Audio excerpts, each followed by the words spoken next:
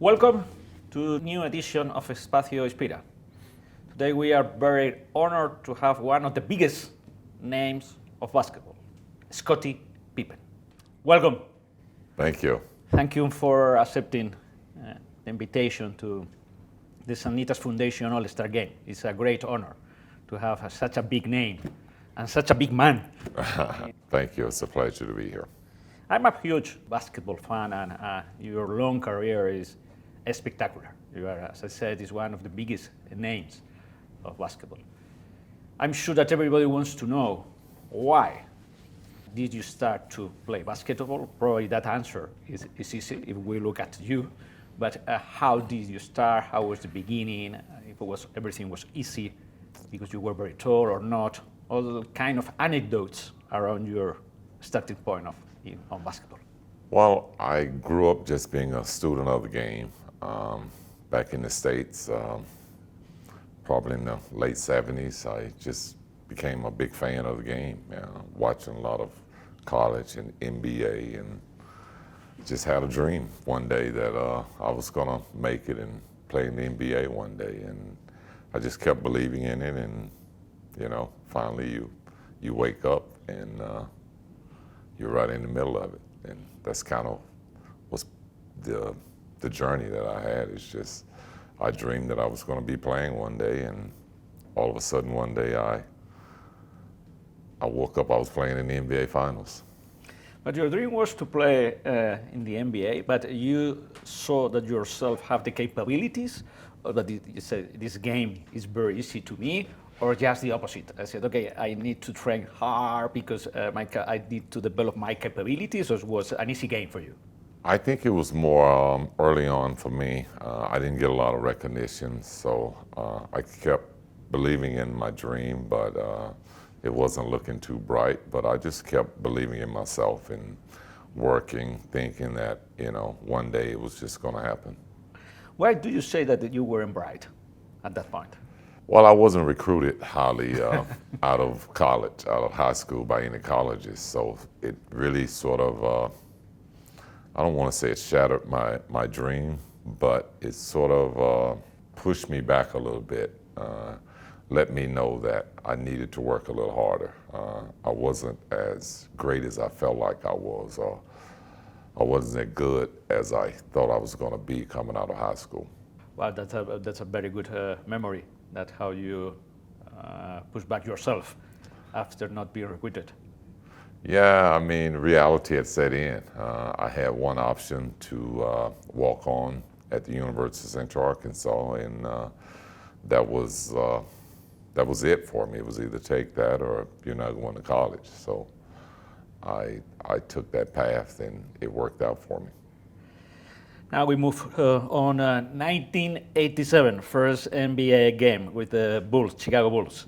What do you remember? What memories do you have from that moment? Because it was your dream, and at the beginning it seemed that dream wasn't going to be possible.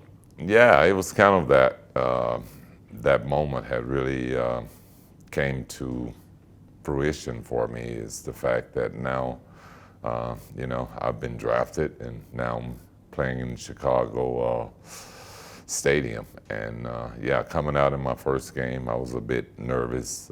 Hadn't played in front of a big crowd before, so that kind of had me a little nervous, but I was able to overcome all that because I'd already envisioned all this in my dream. What names were around you?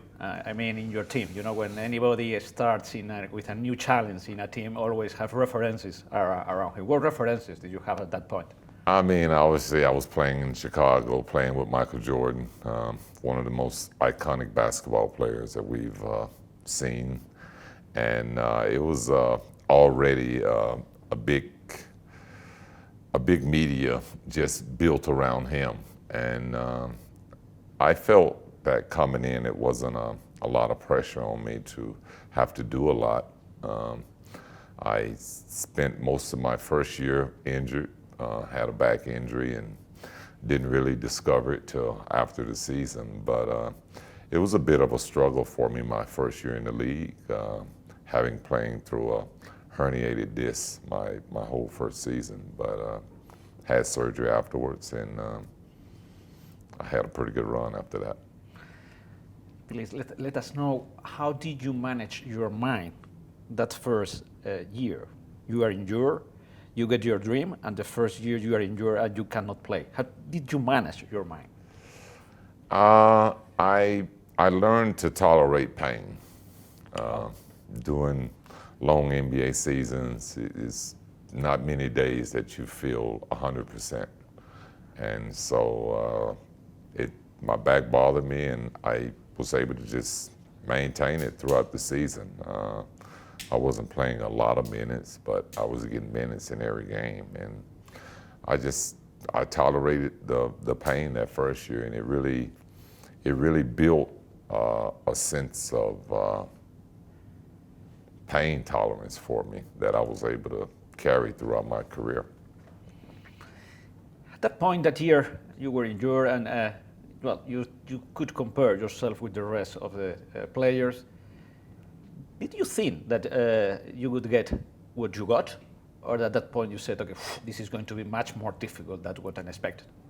I've always believed in hard work, so I could say I still felt very good that if I put the work in, because I had made so many steps to get where I was, even going back from walking on and getting a scholarship my first year in college, and then going through a lot of pre-draft camps to try to build my stock up and get notarized so I could move up in the draft. So I had been through a lot of challenges, and I had met most of them, so it wasn't anything that I felt like I couldn't achieve.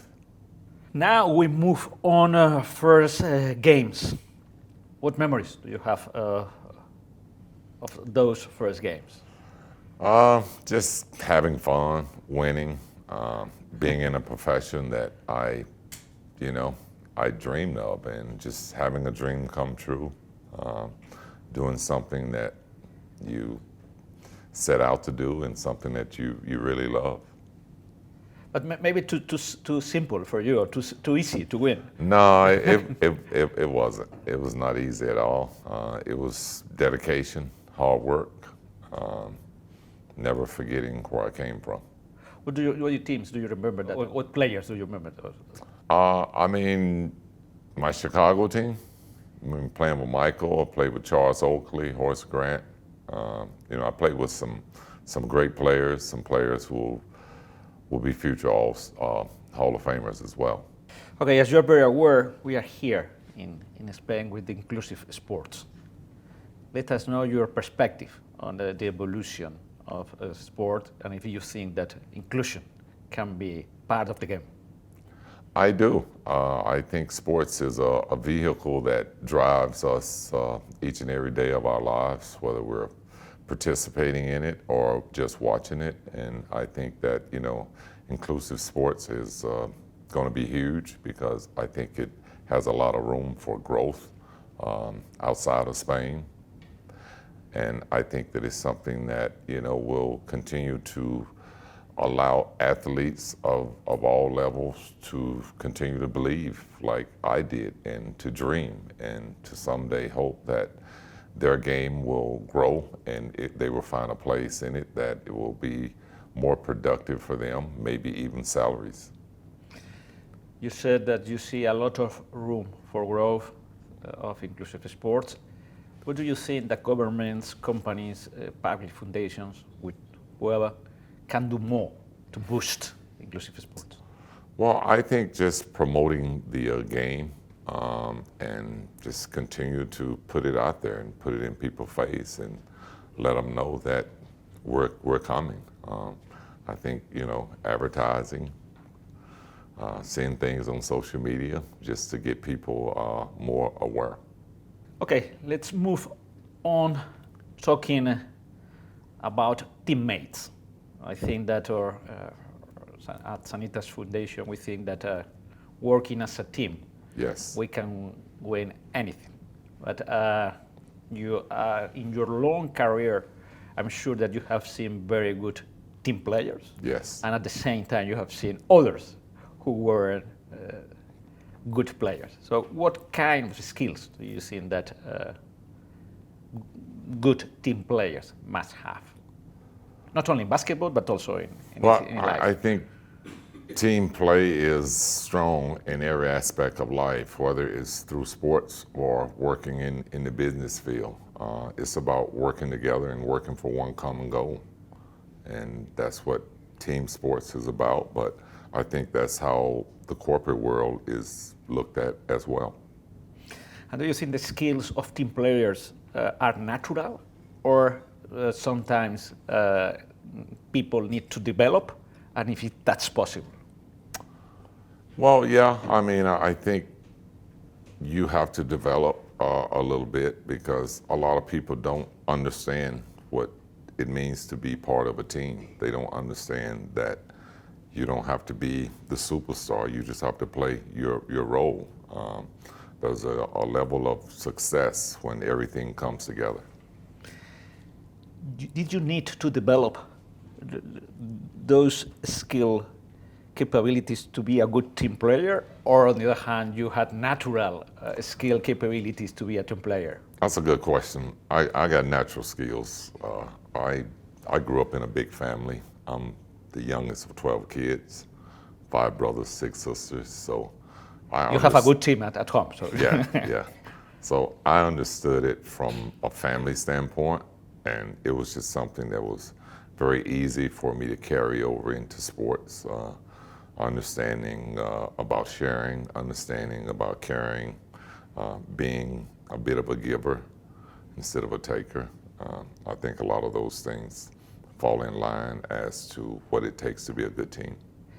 At some point in your career, did you have the necessity to have a conversation with one of your colleagues to say, okay, this is a team, and this is not the game is not to be a taker, it's to be a giver. We play together, not only to play just for yourself. I probably had a little conversation to that degree. I played with a guy that was a bit of I guess, a dominant player to some degree, and felt like that he needed to do things his way, which was not the correct way in terms of if you want to win, if you want to be successful. So it was about learning how to respect your teammates, learning how to believe in your team and the people that are around you, and build that confidence over time through repetition. At the beginning of the conversation, you said that you had a dream. I'm sure that this video will be watched by many young people who have a lot of dreams. What advice would you give to all those young people who have a dream in their mind? It's pretty simple. If you dream of something, then you have to believe in it. And if you want it to come true, I think you have to work at it. I think has to work hand in hand.